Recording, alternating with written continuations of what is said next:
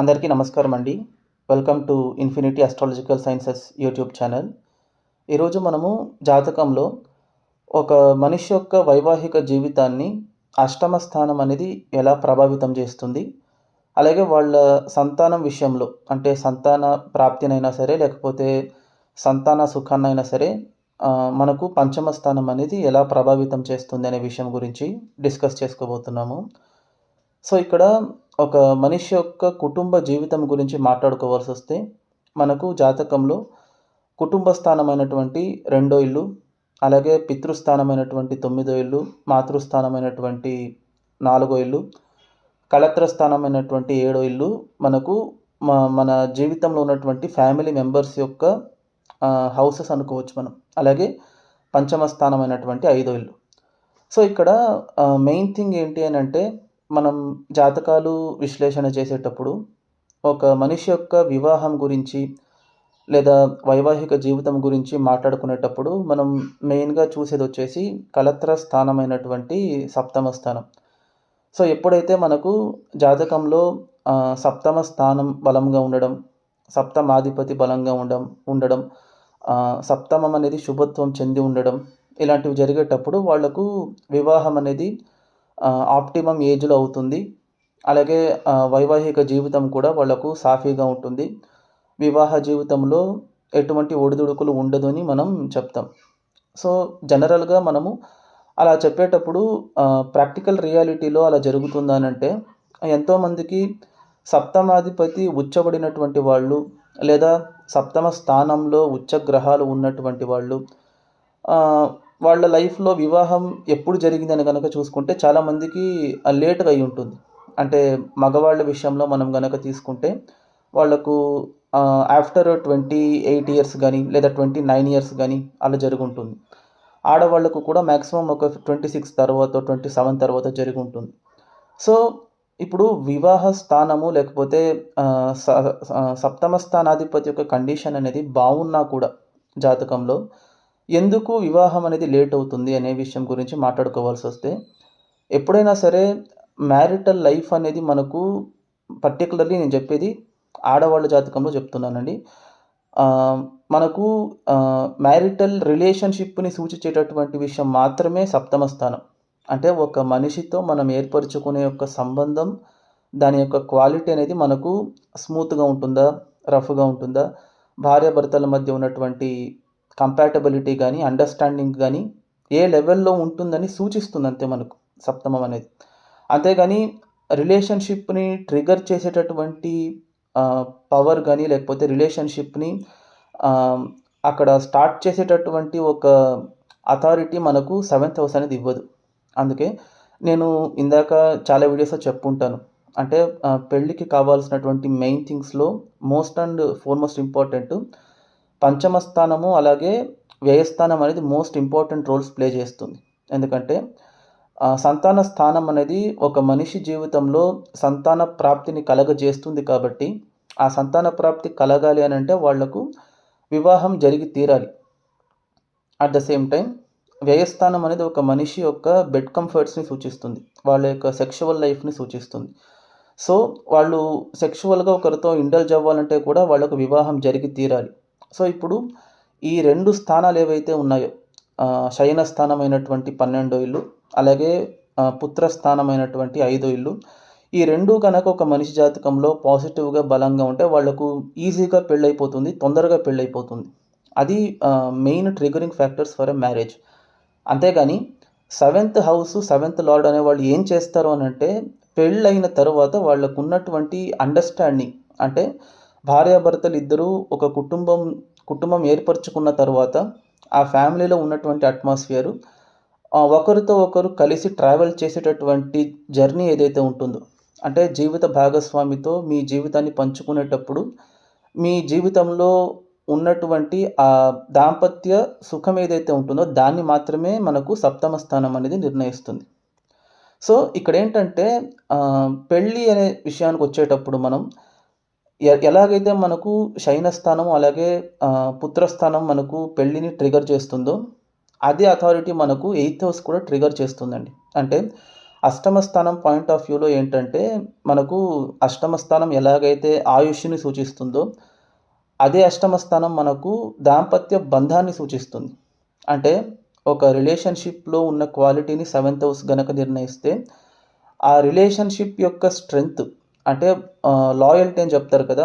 భర్తకి, భార్యకి ఉన్నటువంటి ట్రస్టు, ఒకరితో ఒకరికున్నటువంటి ఫేట్ అంటే చెప్పాలంటే కార్మిక్ రిలేషన్‌షిప్ అనేది మనకు ఎయిత్ హౌస్ నిర్ణయిస్తుంది. సో, అందుకే ఆడవాళ్ళ జాతకంలో అది ప్రాముఖ్యంగా అష్టమం అనేది మాంగళ్య స్థానం అని చెప్తారు.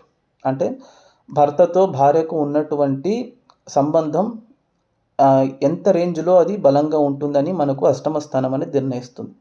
సో, ఎప్పుడైనా సరే అష్టమాధిపతి లేకపోతే అష్టమ స్థానం అనేది శుభత్వం చెంది బలంగా ఉండేటప్పుడు, అది కూడా ఒక మనిషి జీవితంలో వివాహం జరగడానికి ఒక పాజిటివ్ కేటగరీ లేకపోతే పాజిటివ్ ట్రిగ్గరింగ్ పాయింట్‌ని ఇస్తుంది మనకు. పర్టిక్యులర్‌లీ అష్టమం అనేది బలపడిందనుకోండి, అది కూడా ఒక మనిషి జీవితంలో శీఘ్ర వివాహానికి దారితీసేటటువంటి ఒక సిట్యుయేషన్స్‌ని క్రియేట్ చేసిస్తుంది.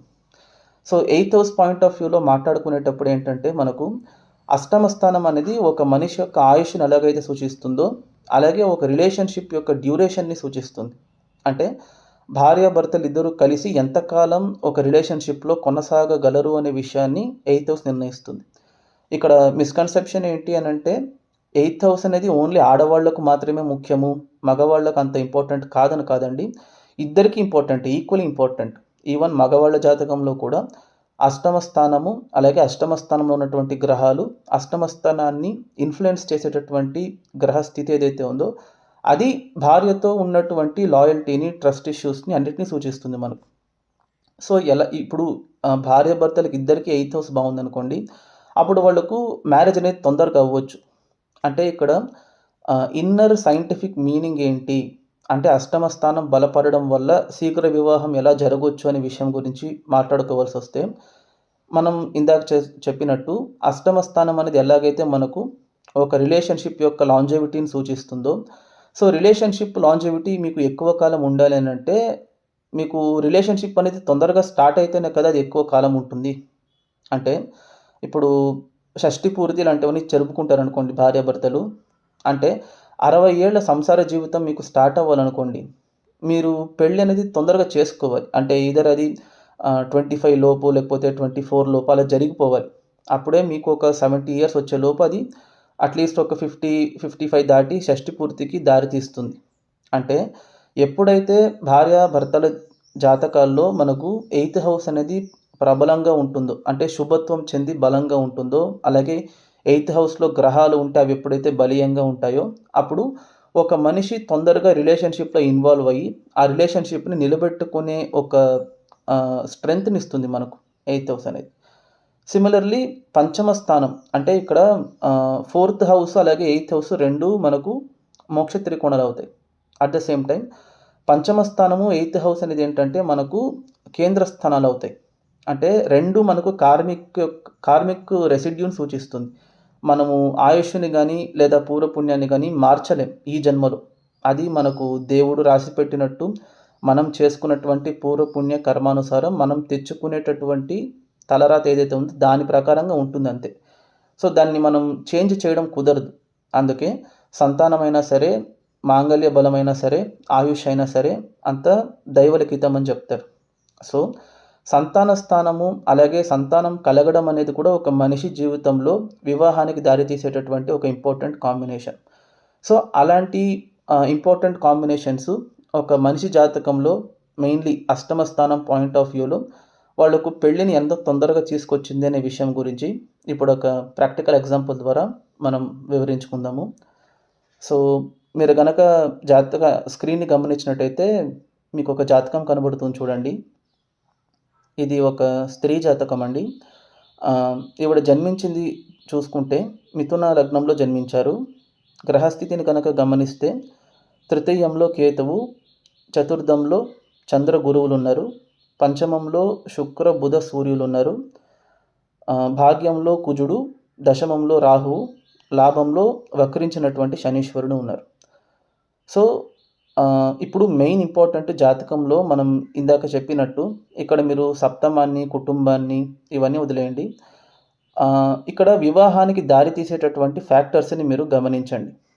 అంటే ఇందాక నేను చెప్పినట్టు ఎప్పుడైనా సరే ఒక మనిషి జీవితంలో పర్టిక్యులర్‌లీ స్త్రీల జాతకాల్లో మాంగల్య బలము, అలాగే అష్టమ స్థానం గనక బలంగా ఉంటే అది శీఘ్ర వివాహానికి దారి తీస్తుంది.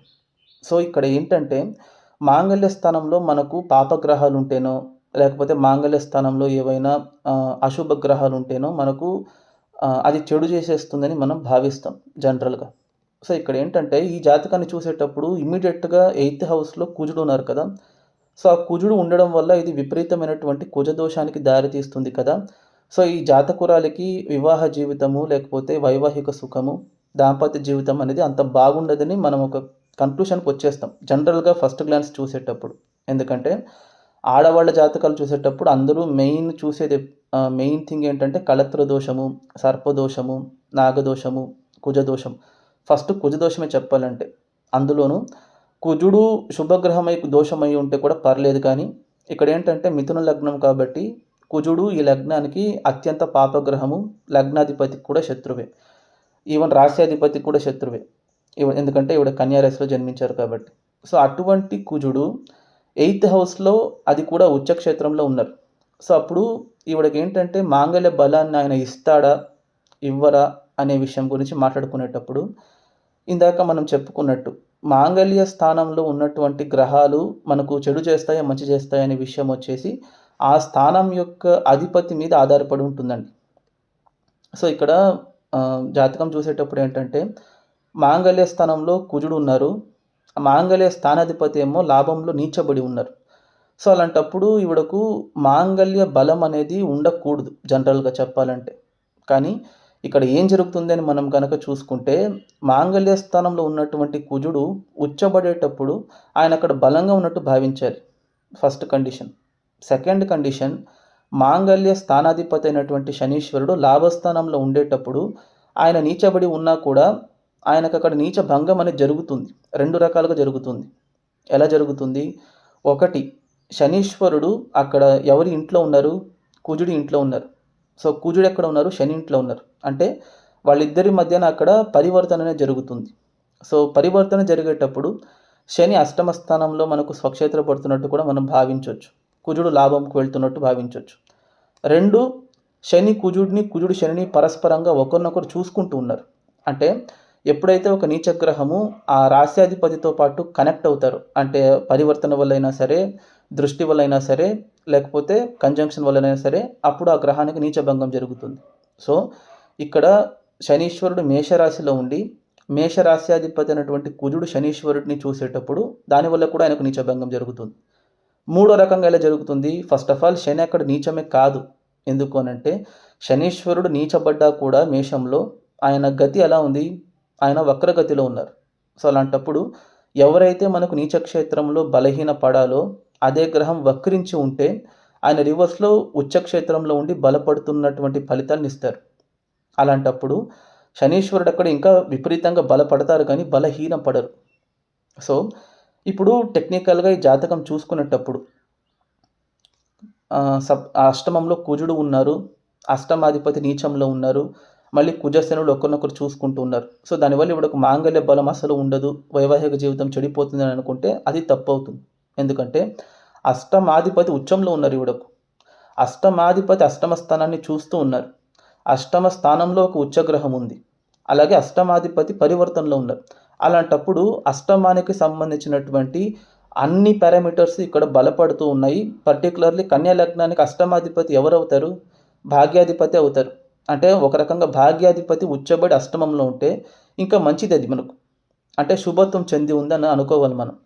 సో, అలాంటప్పుడు ఈవిడకు అష్టమంలో కుజుడు ఉన్నా కూడా అది కుజ దోషం కాదు. ఎందుకంటే కుజుడు ఎప్పుడైనా సరే దోష స్థానాల్లో ఉండేటప్పుడు ఆయన స్వక్షేత్రబడితేనో, లేకపోతే ఉచ్చబడితేనో అది దోషం కింద మనకు వర్తించదు. కుజదోషం అనేది కూడా ఈ జాతకంలో 3 రకాలుగా క్యాన్సెల్ అవుతుంది. ఒకటి, ఆయన ఉండడమే అక్కడ ఉచ్చక్షేత్రంలో ఉన్నారు కాబట్టి అది దోషం కాదు. 2, నేను చెప్పినట్టు పరివర్తన చెందుతూ ఉన్నారక్కడ శనీశ్వరుడితో పాటు. సో, అప్పుడు కుజుడు లాభానికి వెళ్తే అది కుజదోషం కాదు మనకు. అట్ ద సేమ్ టైమ్ కుజుడిని గురువు కూడా చూస్తూ ఉన్నారు. సో కుజదోషం 3 రకాలుగా క్యాన్సల్ అవుతుంది. అలాగే మాంగళ్య స్థానాధిపతి యొక్క నీచభంగం కూడా 3 రకాలుగా జరిగేటప్పుడు మాంగళ్య బలం అనేది ఈ జాతకంలో ఇంకా ఎక్కువగా ఉండాలి. అంటే ఇంకా మంచిగా ఉండాలి ఆవిడకు. సో నిజ జీవితంలో గనక మీరు చూసుకుంటే ఈవిడకు మ్యారేజ్ ఎప్పుడైంది అనంటే ఈవిడ జన్మించింది 1969 నవంబర్‌లో జన్మించారండి. పుట్టినప్పుడు ఓన్లీ ఒక్క నెల మాత్రం ఆవిడకు చంద్రదశ బ్యాలెన్స్ ఉంది. హస్త నక్షత్రం 4వ పాదంలో పుట్టారు. తర్వాత ఆవిడకు కుజదశ జరిగింది. 1970 నుంచి 1977 వరకు. ఇది ఇంపార్టెంట్. ఎందుకు చెప్తున్నాను అనంటే పుట్టినప్పుడే అష్టమ స్థానంలో ఉన్నటువంటి ఒక పాపగ్రహ దశ జరిగేటప్పుడు అది బాలారిష్ట దోషానికి దారి తీయాలి. ప్రాణగండాలు ఇవ్వాలి. ఆరోగ్య సమస్యలు ఇవ్వాలి. సో పుట్టినప్పుడు ఈవిడకి ఏమైనా సీరియస్ హెల్త్ ఇష్యూస్ వచ్చాయా? లేకపోతే ప్రాణగండాలు లాంటి సిచ్యువేషన్స్ వచ్చాయనంటే ఏమీ లేదు ఆవిడకు. హేల్ అండ్ హెల్తీగా ఉన్నారు. ఎటువంటి హెల్త్ ఇష్యూస్ రాలేదు ఆవిడకు. ఇంకా చెప్పాలంటే వాళ్ళ ఫ్యామిలీ ఒక ఎన్విరాన్మెంట్ అంటే కొన్ని సార్లు ఏమవుతుందంటే శిశువుకు దశ బాలేనప్పుడు వాళ్ళ తల్లిదండ్రులకు లేకపోతే వాళ్ళ కుటుంబ సభ్యులకు ఏమైనా చెడు జరుగుతుంది అప్పుడప్పుడు. అలా ఏమైనా జరిగిందంటే అది కూడా లేదు. ఎందుకనంటే కుజుడు ఉచ్చంలో ఉన్నారు అక్కడ. విపరీత రాజయోగంలోనూ ఉన్నారు, పరివర్తనలోనూ ఉన్నారు, మహాభాగ్యయోగంలోనూ ఉన్నారు. అలాంటప్పుడు ఆయన చెడు చేయరక్కడ. సో 1970 నుంచి 77 వరకు ఆవిడకి ఎటువంటి ప్రాబ్లము రాలేదు. ఈ కుజదశ అయిపోయిన తర్వాత ఆవిడకు రాహు దశ జరిగింది. 1977 నుంచి 1995 వరకు జరిగింది. సో ఈవిడకు వివాహం ఎప్పుడు జరిగింది అనంటే 23 ఏళ్ళకు జరిగింది. అంటే 1993లో జరిగింది ఆవిడకు. సో 1993లోనే జరిగిందంటే దానికి రీజన్ ఏంటి అనంటే ఇక్కడ చూసుకుంటే మాంగళ్య స్థానం విపరీతంగా బలపడుతూ ఉంది అక్కడ. మాంగళ్య బలం విపరీతంగా ఉండేటప్పుడు రిలేషన్షిప్ అనేది తొందరగా స్టార్ట్ అవ్వాలి వాళ్ళకు. అంటే ఇప్పుడు ఒక మనిషి వాళ్ళ యొక్క సంసార జీవితం 60 ఏళ్ళు ఉండాలనుకోండి. వాళ్ళు పెళ్లి తొందరగా చేసుకుంటేనే వాళ్ళకి 60 ఏళ్ళు ఉంటుంది. పర్టిక్యులర్లీ ఇప్పుడు ఉండేటటువంటి కాల పరిమితిలో ఒక మనిషి యావరేజ్‌గా 85 ఇయర్స్ బతుకుతారనుకోండి. 25 ఇయర్స్ లోపే పెళ్లి చేసుకుంటేనే వాళ్ళకు సంసార జీవితం అనేది ఒక 60 ఇయర్స్ కొనసాగగలదు. సో ఆ సంసార జీవితాన్ని మనకు ఎక్కువ కాలం కొనసాగింపగలగ చేసేటటువంటి ఫ్యాక్టర్ ఏదైనా ఉందంటే అది అష్టమ స్థానం. సో మాంగళ్య బలము అలాగే మాంగళ్య స్థానంలో ఉన్నటువంటి గ్రహాలు, మాంగళ్య స్థానం మీద ఉన్నటువంటి ప్లానెటరీ ఇన్ఫ్లుయెన్స్ ఏదైతే ఉందో అది కూడా ఒక మనిషి జీవితంలో పాజిటివ్ మ్యారేజ్ అలాగే వివాహ యోగాన్ని ట్రిగర్ చేయగలదు ఒకటి. అట్ ద సేమ్ టైం ఈవిడకు మ్యారేజ్ అనేది 1993లో జరిగిన ఆవిడకు శిశువు జన్మించింది ఎప్పుడంటే 2001లో. అంటే దాదాపు పెళ్ళైన 9 ఏళ్ళకి ఆవిడకు పిల్లలు కలుగుతున్నారు. సో ఇది ఎందుకు జరిగింది? ఆలస్య సంతానం ఎందుకు జరిగింది అని కనుక చూసుకుంటే ఈవిడకు పంచమ స్థానంలో పంచమాధిపతి స్వక్షేత్రబడి ఉన్నారు. సో అప్పుడు మనకు డౌట్ వస్తుంది. ఎందుకు శుక్రుడు అక్కడ బలంగానే ఉన్నారు కదా, మూల త్రికోణంలో ఉన్నారు. ఆయన ఉన్నది కూడా ఎలా ఉన్నారంటే చిత్త నక్షత్రంలో ఉన్నారు. అంటే కుజుడు కూడా ఉచ్చంలో ఉన్నారు. సో అలాంటప్పుడు అది కూడా లగ్నాధిపతితో పాటు కలిసి రాజయోగంలో ఉన్నారు ఆయన. అంటే పూర్వ పుణ్యాధిపతి లగ్నాధిపతి ఇద్దరు కలిస్తేనే రాజయోగం. వాళ్ళిద్దరిని మళ్ళీ భాగ్యాధిపతి చూస్తూ ఉన్నారు. సో ఇంత శుభత్వం కలిగినటువంటి శుక్రుడు ఎందుకు ఆవిడకు సంతానాన్ని తొందరగా ఇవ్వలేకపోయారనే విషయం గురించి మాట్లాడుకుంటే ఎప్పుడైనా సరే మనకు జాతకంలో ఏదైనా ఒక స్థానం మీద 4 కంటే లేదా 3 కంటే ఎక్కువ గ్రహాల ప్రభావం పడేటప్పుడు ఆ స్థానం యొక్క బలం అనేది తగ్గిపోతుందండి. ఇక్కడ చూసుకోండి, పంచమ స్థానంలో పంచమాధిపతి స్వక్షేత్రబడి ఉన్నా కూడా అక్కడ ఎన్ని గ్రహాల యొక్క ఇన్ఫ్లుయెన్స్ ఉందంటే శుక్రుడు ఉన్నారు, బుధుడు ఉన్నారు, సూర్యుడు ఉన్నారు. వాళ్ళిద్దరిని వక్రించిన శని చూస్తూ ఉన్నారు, రాహు చూస్తూ ఉన్నారు. టోటల్గా అక్కడ మనకు 5 గ్రహాల ప్రభావం పడుతూ ఉంది. ఆ 5 గ్రహాలలో నైసర్గిక పాపగ్రహాలు ఎవరెవరు? సూర్యుడు, రాహువు, శనీశ్వరుడు. సో అలాంటప్పుడు ఏమవుతుందంటే ఈవెన్ దో శుక్రుడు అక్కడ ఉండాల్సి వచ్చినా కూడా ప్లానెటరీ యాంబిగ్యూయిటీ అనేది జరుగుతుంది. నంబర్ 1. నంబర్ 2 ఇది చాలా ఇంపార్టెంట్. ఇక్కడ మోర్ దాన్ గ్రహయుద్ధం వాతావరణం ఏర్పడడం కంటే పంచమ స్థానంలో పితృదోషం అనేది పంచమ స్థానానికి కనెక్ట్ అవుతుందండి. అది మోస్ట్ ఇంపార్టెంట్. ఎందుకంటే పంచమ స్థానంలో సంతాన స్థానంలో సూర్యుడు నీచబడి ఉన్నారు. ఆయనకు నీచ భంగం జరుగుతుంది. ఎందుకంటే శుక్రుడుతో పాటు కలిసి ఉన్నారు కాబట్టి. కానీ అదే సూర్యుడిని శనీశ్వరుడు కూడా చూస్తున్నారు. సో ఈ శని సూర్యుల యొక్క పరస్పర వీక్షణ ఏదైతే ఉందో అది చాలా తీవ్రమైనటువంటి పితృదోషానికి దారితీస్తుంది. ఆ పితృదోషం ఇండల్జ్ అవుతుంది, ఎక్కడ ట్రిగర్ చేస్తుందనంటే సంతాన స్థానం మీద, సంతాన స్థానాధిపతి మీద, ఇద్దరి మీద అది ఇన్‌ఫ్లుయెన్స్ అవుతుంది. అంటే పితృదోషంలో ఇన్వాల్వ్ అయినటువంటి శని, సూర్యులు శని ఏమో శుక్రుడిని చూస్తున్నారు, సంతాన స్థానాన్ని చూస్తున్నారు. సూర్యుడేమో శుక్రుడితో పాటు కలిసి ఉన్నారు, శుక్రుడు ఇంట్లోనే ఉన్నారు. సో, అలాంటప్పుడు సంతానం కలిగేటప్పుడు ఆవిడకు విపరీతమైనటువంటి బాధలు కలిగాయి. ఆలస్యం జరిగింది. అంటే 1993లో ఆవిడకు పెళ్ళయింది. పెళ్ళైన తర్వాత 2 సార్లు ఆవిడకు అబార్షన్ జరిగింది. 1995లో ఒకసారి, 97లో ఒకసారి. అది ఎప్పుడంటే గురుదశ స్టార్ట్ అయిన తర్వాత. అంటే బాధకాధిపతి దశ ఆవిడకు 95లో స్టార్ట్ అయింది. కరెక్ట్‌గా 95లోనే ఆవిడకు ఫస్ట్ చైల్డ్ అబార్ట్ అయింది. తర్వాత మళ్ళీ 97లో అబార్ట్ అయింది. ఆ తర్వాత 2001లో ఆవిడకు ఒక కూతురు జన్మించారు. 2003లో ఆవిడకు యూట్రస్ తీసేశారు. అంటే గర్భసంచే రిమూవ్ చేసేశారు ఆవిడకు. సో, ఈ రేంజ్‌కి ఆవిడకు బాధలు ఎందుకు ఇచ్చిందంటే జరుగుతున్నటువంటి దశ కూడా అక్కడ ఇంపార్టెంట్. బాధకాధిపతి దశ జరిగేటప్పుడు విపరీతమైనటువంటి హెల్త్ ఇష్యూస్ తీసుకొచ్చారు. కానీ ఇక్కడ మాంగళ్య బలము, మాంగళ్య స్థానం యొక్క ప్రాముఖ్యత ఏంటి అనంటే, వాళ్ళ ఇంట్లో వాళ్ళ భర్త గానీ, వాళ్ళ అత్తయ్య గానీ, వాళ్ళ మావయ్య గానీ, మెట్టినింట్లో ఉన్నటువంటి పరిస్థితులు గానీ ఏవి కూడా ఆవిడకు పిల్లలు లేట్ అయినా కూడా ఆవిడను మంచిగానే చూసుకున్నారు వాళ్ళు. అది మోస్ట్ ఇంపార్టెంట్ థింగ్. అంటే పిల్లలు కలగలేదు, లేకపోతే అబార్ట్ అవుతున్నారు అంటే చాలా ప్రెషర్ ఉంటుంది అత్తోరింటి నుంచి, సైడ్ నుంచి. సో, అలాంటి పరిస్థితులు తట్టుకొని నిలబడడం అనేది చాలా కష్టం. కానీ ఈవిడకి అలా జరిగిందనంటే అలా జరగలేదు. ఎందుకు అలా జరగలేదు అని గనక చూసుకుంటే, మాంగళ్య స్థానం శుభత్వం చెందేటప్పుడు ఇన్‌లాస్ నుంచి వచ్చే సపోర్టు, భర్తతో ఉన్నటువంటి బాండింగ్. భర్త కూడా ఏంటంటే ఈవిడకు పిల్లలు కలగరు, సో డివోర్స్ ఇచ్చేద్దాము, ఆవిడను పక్కన పెట్టేస్తామనే ఒక మైండ్‌సెట్ లేదు.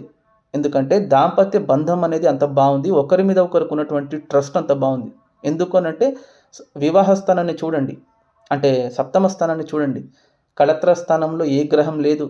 కళత్ర స్థానాన్ని ఏ గ్రహము చూడట్లేదు. చాలా ప్రశాంతంగా ఉంది. అంటే విపరీతంగా బలంగా ఉంది 7th హౌస్ అనేది. అంటే ఒకరి మీద ఒకరికి ఉన్నటువంటి ప్రేమ, నమ్మకం అనేది చాలా బావుంది. అట్ ద సేమ్ టైమ్ వాళ్ళిద్దరి మధ్య ఉన్నటువంటి బాండింగ్, ఎందుకంటే మాంగళ్య బలం బావుంది కాబట్టి పిల్లలు కలగడం లేట్ అయినా, ఇష్యూస్ వచ్చినా వాళ్ళు ఒకరినొకరు they didn't give up on each other. ఓకేనా? సో, 8th హౌస్ అనేది ఒక మనిషి జీవితంలో వివాహాన్ని తొందరగా చేసేటటువంటి ట్రిగరింగ్ పాయింట్‌లా కూడా మనకు వ్యవహరిస్తుందండి. అదే నేను ఈ వీడియోలో చెప్పదలుచుకున్నాను. సో, ఈ వీడియో మీరు ఇంతవరకు చూసారనంటే మీకు నచ్చిందని అనుకుంటున్నాను. దయచేసి ఈ వీడియోకి ఒక లైక్ చేయండి, షేర్ చేయండి.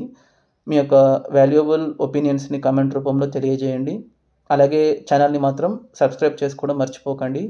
Thank you.